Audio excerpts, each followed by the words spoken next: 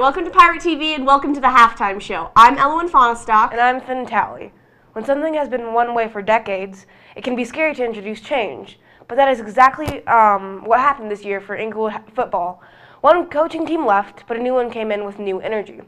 This was a lesson for student athletes who found they may have lost something good, but gained something better. Katie Maraha tells us more. Inglewood High School running back Akaika Gonzalez racked up 135 yards on 13 carries. He scored 2 touchdowns in the opening game of the 2018 football season that ended with a score of 41-0. How many years have you been playing football? Since I could walk, since first grade, second grade. Gonzalez is the backbone of a team that has seen many changes in the last few years. Those changes began this past summer on the practice field. The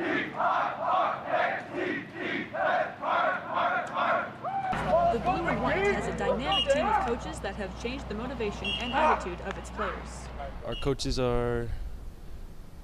they bring a better attitude. They're more excited. Heading up that new energy is head coach Mike Campbell. He played high school football at Arapahoe and played ball at University of Idaho. He lettered for 4 years and then he was drafted. I was a Canadian citizen. I'm now a dual citizen, but I was a Canadian citizen. I was drafted into the CFL and played for the Toronto Argonauts for 1 full season and just a little bit of another. Then it was back to his roots. Well, my history's all at one place prior to here. I was at Arapahoe High School for 22 years as a football coach, 15 of them, the last 15 as the head football coach.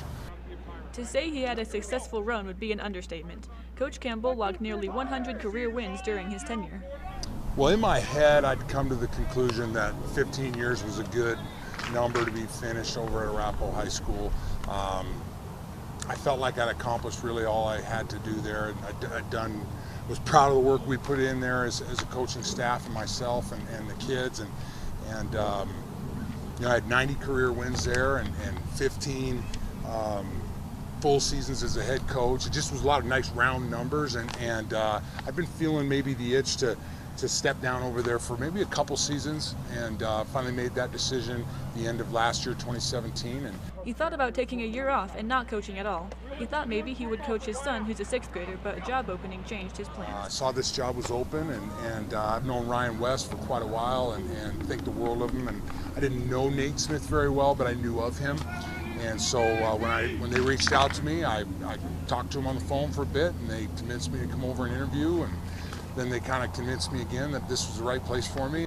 Coach Campbell says he fits right in at Pirate Stadium, a facility he knows well. I've loved the facility here forever. The close-knit community of Inglewood is the perfect environment for his experience. And I've really embraced it and I've just enjoyed working with them. But the grit that you speak about, you see it at practice. You see it in our scrimmage when we had a chance to compete. They were with Littleton High School. They were ready to roll.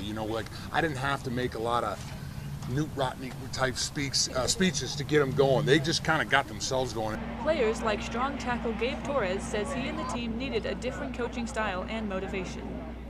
Well, this year, the coaches, it's a lot better. They explain every step, every move, every footstep. It's very easy to understand. Torres says the supporting staff has helped make the team stronger going into the season. And they encourage most of the team that we're going to win, and so it puts it on our in our mind that we're going to win this season. Inglewood is steeped in history. Coach Campbell knows he is walking in the footsteps of some giants. I think, quite frankly, I think change is good. I think that Coach Graves is an awesome guy. I've known him for a long, long time. I knew Randy Penn for a long, long time. When I first started coaching football at Arapahoe, I remember coming over here on Tuesday nights for 7-on-7s, and Randy and Jay are here, and I think they did a phenomenal job, and I think that sometimes you get tired of being in the same place. That's kind of what happened to me where I was. I'm proud of the work I did at Arapahoe High School, but I think the kids over there are pretty excited to have a new coach, a new direction, a new idea, and I think they feel energized, just as I feel really energized being over here. One thing is clear, Coach Campbell has earned the respect of his players, and they are willing to work hard for him. Yeah, our team, if they see our coaches excited and have confidence in us, then we're just going to bring it to another level. We all know know Inglewood is steeped in tradition and history, but did you ever wonder how Inglewood became Inglewood? Its journey includes Gold Rush, bars, and an important election and a little business called General Iron Works. Casey Cheatham has our story. You guys are some of the luckiest people in the world to be going to school here at Inglewood High School. We have an incredible history of inventive kind of people who have done really cool stuff here. Doug Cohn, the program director for the Inglewood Historic Preservation Society, should know. He graduated from Inglewood High in 1965. There he is. Doug, we found your picture in the yearbook. Oh, all right, 1965 probably, or 64. Let me see. Now, he's an expert on all things Inglewood, including the landscape that shaped our history. The little creek down at the bottom of the hill where the baseball park is, something happened there in the summer of 1858, before the Civil War, that changed the course of United States history. Some guys from Georgia were convinced there was gold here. William Green Russell had been to California and found gold there, but he thought there was some here as well. He went back to Georgia and convinced 175 people to come. They left in February, headed to what is now Inglewood. It took 5 months. They set up camp at the stream and started looking. After about 2 weeks, all but 13 said, well, this was a really bad idea. There's not any gold here. So all but 13 started walking back to Georgia. And the 13 kept looking. And the little creek that runs just down here, where it goes into the South Platte River, they found 20 ounces of gold right in the mouth of the creek. And this was on July the 20th of 1858.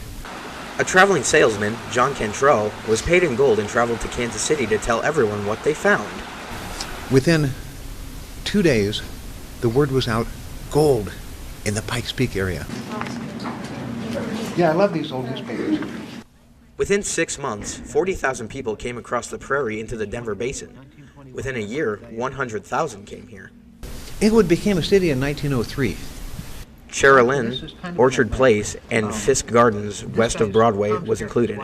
A guy named Jacob Jones owned that neighborhood. And they said, we need to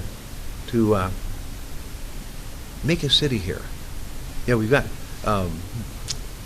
lots of potential. And then in 1903, there got to be this great big fight. Tom Scarrett, the father of Inglewood, his house is still the first house in Inglewood. He had a farm, and he raised apples and cherries and stuff like that. And he was running for mayor in 1903 when they decided to incorporate the town. And at that point, Inglewood was described in the newspaper as 5 bars, 2 houses of prostitution, and a grocery store. The property owner Jacob Jones made a bold declaration. And Jacob Jones said, I want this to be a city where families can be. And there got to be this great big fight. And Jones won by 5 votes. And that started the building of Inglewood Communities and brought in a community full of people with hopes and dreams. I don't know if it's the water. I think it's just there's a feeling in the air here in Inglewood. And I guess I challenge you guys, if you have a dream, chase that dream, follow that dream. Because there's just all kinds of stories in Inglewood's history here of people who've done that and who have grown up here. FTD Floral and the Horse Car and Mass Transit began here. We had the largest motion picture studio in the U.S. making short newsreels and advertising videos. Here we saw the first manhole cover, the wheel balancing system, tools used to work on World War II munitions, flood control, and groundbreaking medical supplies. All these innovative industry advances that changed the world got their start out of the minds of Inglewood residents. But one question still remains. Why are we called the Pirates? Even Cohn is not absolutely sure, but he has an educated guess. In the yearbooks, in the early ones, we were called the Blue and White. And then about 1940, we became the Pirates. And I think that there might be a connection with a factory that we had here called General Iron Works. And General Iron was the biggest employer in Inglewood for about 50 years. And during World War II, they were called the shipyard of the Rockies. Shipyards, boats, pirates, that works. We have just had a bunch of really innovative people. And I guess my challenge to you all is, become those innovative people. Inglewood High School has been celebrating homecoming for more than 100 years, and there are traditions that have survived the test of time. On Wednesday, students took part in a few of these time-honored events. Here's a look. Have you played in the Powder Puff game all 4 years? Yeah, I have. All right, what does this game mean to you? I don't know, it's just fun because it's like a tradition that we do every year, so. All right, would you like to get out of your last Powder Puff game with a win? I think we're going to get the win, so let's go.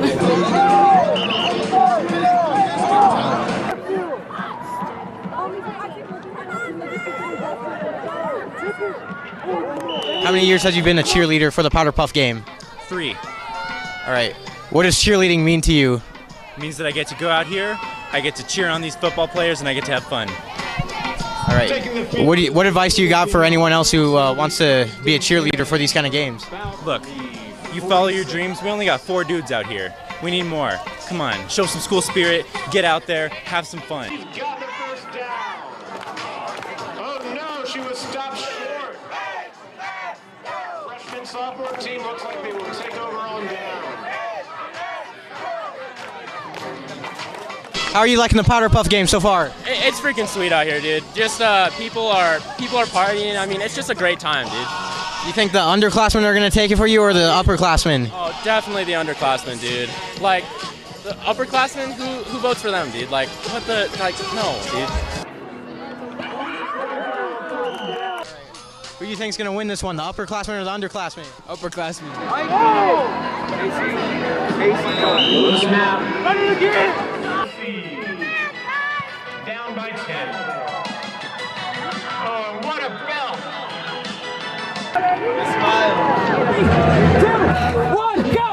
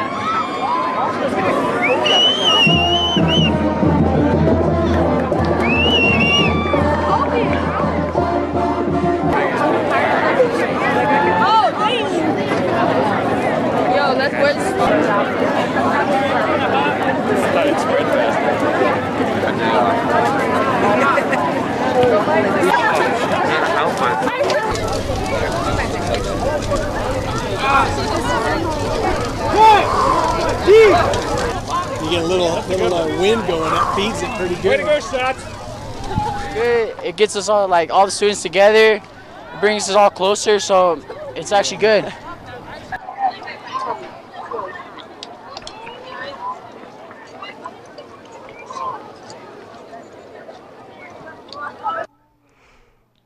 Information about Inglewood High School, stories from the journalism and broadcast journalism students, and another look at these stories can be found on the Pirateer.com website, www.thepirateer.com. We also post each day to the Inglewood High School Facebook, Twitter, and Instagram page. Thank you for watching.